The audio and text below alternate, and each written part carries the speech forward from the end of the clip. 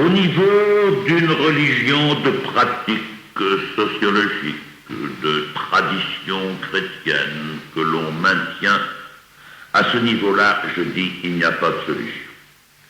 Nous sommes véritablement sommés, si nous voulons pouvoir donner un sens à ce non-sens qu'est la souffrance, nous sommes sommés d'aller jusqu'au plus profond. Ce plus profond, j'ai bien essayé à diverses reprises de dire devant vous en quoi il consiste. Il me faut y revenir ce soir. Si notre vie éternelle consistait simplement à contempler Dieu de loin ou de l'extérieur, à la manière dont Platon envisageait cette contemplation de Dieu, la contemplation béatifiante de l'éternelle beauté, s'il ne s'agissait que de cela, il n'y aurait pas une telle nécessité de purification radicale, brûlant jusqu'à la racine même de notre égoïsme. Je crois que si l'on veut comprendre les choses, il faut bien voir que devant la pureté infinie de Dieu, la créature la plus pure est impure. Donc Job n'est pas innocent. Nul n'est innocent, même s'il est sans péché. Sans péché, je ne parle pas de la Vierge Marie ici, qui est vraiment et en rigueur sans péché. Nous oublions toujours qui est Dieu. Mais si c'est bien le Dieu de Jésus-Christ qui est le Dieu vivant, si le vrai Dieu, c'est un Dieu qui n'est qu'amour, et si ma vocation, si mon destin d'homme est d'entrer en lui pour vivre à jamais de sa vie, pour être un seul avec lui, il me faut bien admettre que pas un atome de propriété de soi ne peut subsister là où il n'y a que de l'amour. Et c'est pourquoi la plus haute joie, la bonne nouvelle, ne faire qu'un éternellement avec l'amour, s'accompagne nécessairement de la plus haute exigence. Il faut que moi-même, je sois tout entier et uniquement amour. Purement et uniquement. C'est le fond du christianisme. En deçà de ce fond, je ne me charge pas de donner un sens à la souffrance. Il est tellement certain qu'il y a en nous autre chose que de l'amour. Enfin, quelle est notre souffrance la plus noble? Notre souffrance la plus noble, c'est de constater que nous ne parvenons pas à aimer vraiment. Ma souffrance profonde, enfin ma souffrance proprement spirituelle, la souffrance que j'éprouve lorsque je suis devant Dieu, c'est la souffrance d'être obligé de constater que l'amour pur m'est impossible. Autrement dit que je m'aime moi-même davantage. Je m'appartiens à moi-même. Or, propriété et amour s'excluent. Cela ne veut pas dire que l'Église ne justifie pas le droit de propriété, c'est une autre affaire. Pour la vie terrestre, oui, d'accord. Mais au ciel, comme nous disons, amour et propriété s'excluent rigoureusement. En Dieu, il n'y a pas trace de propriété de soi. S'il y avait en Dieu une propriété de soi, il n'y aurait pas de mystère de la Trinité. Le mystère de la Trinité signifie précisément qu'en Dieu, il n'y a pas trace de propriété de soi, que le Père est tout entier vers et pour le Fils, le Fils vers et pour le Père, et ainsi de suite. Je ne peux pas faire qu'en cette vie mortelle, je ne sois en quelque manière propriétaire. Je ne dis pas propriétaire de billets de banque, je dis propriétaire de moi-même. Pour être à Dieu, il faut cesser d'être à soi. Pour ne plus être à soi, il faut être arraché à soi. Ah, si je ne suis pas arraché à moi-même par la souffrance, soyez tranquille, ce n'est pas moi qui m'arracherai moi-même à moi-même. Ça ne risque pas. Jusqu'à un certain point peut-être, mais ça n'ira pas loin. Par conséquent, toute souffrance peut être comprise. Si je dis toute souffrance peut être comprise, c'est qu'il m'est possible de lui donner un sens. Toute souffrance peut être comprise comme une mort partielle, une ébauche de mort. C'est M. Paul Ricoeur qui disait que la souffrance est toujours le pion avancé de la mort dans la vie. La souffrance, c'est la mort en plein cœur de la vie. Mais qu'est-ce que la mort? La mort, c'est le passage de l'avoir à l'être. Ou si vous préférez, c'est le passage de l'égoïsme à l'amour. Je crois qu'ici les termes sont interchangeables. L'avoir, c'est l'égoïsme. L'être, c'est l'amour. Pour être vraiment, il faut que je sois dépouillé de mon avoir. Et toute souffrance me dépouille en quelque manière de mon avoir. Que cet avoir soit ma santé, que cet avoir soit l'affection d'être très cher, peu importe. Et la mort n'est pas autre chose que la fin de ce mouvement d'expropriation qui me jette hors de moi pour que, n'ayant plus rien à moi, je sois tout à Dieu, tout aux autres, ce qui est la définition même de l'amour. Il faut aller jusque-là. En deçà, je ne vois pas.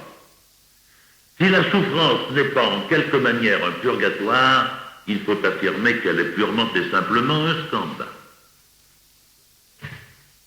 Et l'Église est tellement pénétrée de la grandeur de Dieu, vous n'avez pas oublié, je pense, près de sa pureté, la créature la plus pure est impure. Ou alors nous ne savons pas ce que nous disons quand nous parlons de la transcendance absolue de Dieu. Donc l'Église est tellement pénétrée de cette grandeur de Dieu et de la profondeur d'enracinement de l'égoïsme dans la créature qu'elle croit que la souffrance se poursuit même après la mort, dans ce que nous appelons le purgatoire. Tellement Dieu est immense et profond, et tellement je suis collé, moi, en quelque sorte, englué dans le monde de l'avoir. Monsieur Nédoncel, qui est professeur de philosophie à Strasbourg, a écrit cette phrase à laquelle je souscris pleinement: le passage de l'avoir à l'être est la seule vérité terrible du christianisme. Je n'en connais pas d'autre. C'est très vrai. Vous avez un petit livre excellent de M. Maurice Nédoncel sur le mal et la souffrance. Le passage de l'avoir à l'être est la seule vérité terrible du christianisme, je n'en connais pas d'autre. Il y a dans le partage de midi de Claudel une petite phrase que le héros Mésa répète obstinément et qui est très éloquente. Il dit « Cela, du moins, est à moi ». Eh bien précisément, Mésa, il faut que cela ne soit plus à toi. Sinon, tu n'entreras pas dans l'amour éternel qui n'a rien à lui, parce qu'il est tout, et que ce tout est un tout qui est donné. Dieu n'est qu'amour. Alors, litanie, ma santé, du moins, est à moi. Souffrance de la maladie qui t'arrache la santé. Mon intelligence, du moins, est à moi. Souffrance de l'humiliation. Et pour parler comme Job, dans le pays de Uz, belle préparation à Noël que de relire le livre de Job. 7000 brebis, 3000 chameaux, 500 paires de bœufs, 500 ânesses et un très grand nombre de serviteurs. Cela, du moins, est à moi. Mais quand il n'eut plus rien à lui, il dit « Je suis sorti nu du ventre de ma mère, nu je retournerai dans le ventre de la terre. » Il a raison, sauf qu'il ne s'agit pas du ventre de la terre, il s'agit du sein même de Dieu. On n'y peut entrer que nu. Nu. Ma femme, du moins, était à moi. Et oui, c'est vrai. Et selon l'ordre de Dieu, vous n'étiez, elle et toi, qu'une seule chair. Mais reconnais donc qu'en l'aimant, tu t'aimais un peu toi-même. Tu étais pour elle, mais elle était pour toi. Et désormais, tu n'as plus sa présence sensible qui te charmait et qui te comblait toi-même.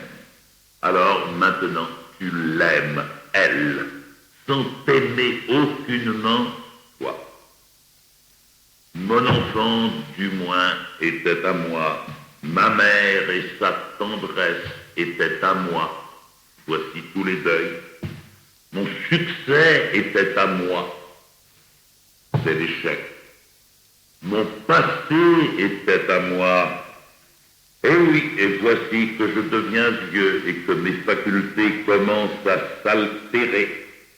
Et mon passé ressemble déjà à la maison d'un autre.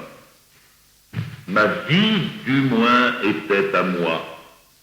Eh bien, voici la mort, où l'on entre absolument nu et où l'on emporte avec soi uniquement ce que l'on a donné. Rien d'autre. Notre être se construit de ce que nous donnons, car enfin nous sommes à l'image et à la ressemblance de Dieu, et Dieu n'est que don. Alors voilà le sens que je donne, qu'il m'est possible de donner à la souffrance, dont je répète qu'en elle-même, elle n'a pas de sens. C'est ce qui opère notre passage de l'esclavage à la liberté. La souffrance, c'est notre libération, mais nous ne pouvons pas nous libérer nous-mêmes, car nous ne pouvons pas nous arracher à nous. Je vous laisse le soin de me poser les questions que vous voudrez me poser alors sur le mal moral et sur l'enfer. Nous en avons déjà parlé. J'y répondrai seulement en quelques mots. Mais je voudrais terminer avec 3 textes. L'un d'un philosophe l'autre d'un romancier et le troisième d'un grand savant. Ils disent ce que j'ai essayé de vous dire ce soir. Le philosophe, c'est Maurice Blondel. L'homme, dit-il, ne peut gagner son être qu'en le reniant. L'homme doit anéantir ce néant qu'il est pour recevoir cette vie à laquelle il aspire, mais dont il n'a pas la source en soi. Il faut donner le tout pour le tout. Nul n'aime Dieu sans souffrir. Nul ne voit Dieu sans mourir. Le romancier, eh bien, figurez-vous, c'est André Gide, chose inattendue, le Gide des années qui suivirent la guerre de 14-18, le Gide de Non quid et tu. Il écrivait ceci: celui qui aime sa vie et son âme, qui protège sa personnalité, qui soigne sa figure dans le monde, il la perdra. Mais celui qui en fera l'abandon la rendra vraiment vivante et lui assurera la vie éternelle. Si le grain ne tombe en terre et ne meurt, il ne portera pas de fruits. Et le savant, c'est le père Teilhard de Chardin. Si nous entendons pleinement le sens de la croix, nous ne risquerons plus de trouver que la vie est triste et laide. Nous serons seulement devenus plus attentifs à son incompréhensible gravité. Et préfaçant le livre où sont consignées les notes de sa sœur, Marguerite Marie Teilhard de Chardin, qui fut toute sa vie une grande malade, le père Teilhard écrit: ô Marguerite, ma sœur, pendant que voué aux forces positives de l'univers, je courais les continents et les mers, passionnément occupé à regarder monter toutes les teintes de la terre, vous, immobile, étendu, paralysé, vous métamorphosiez silencieusement en lumière les pires ombres du monde. Au regard du Créateur, dites-moi, lequel de nous aura-t-il eu la meilleure?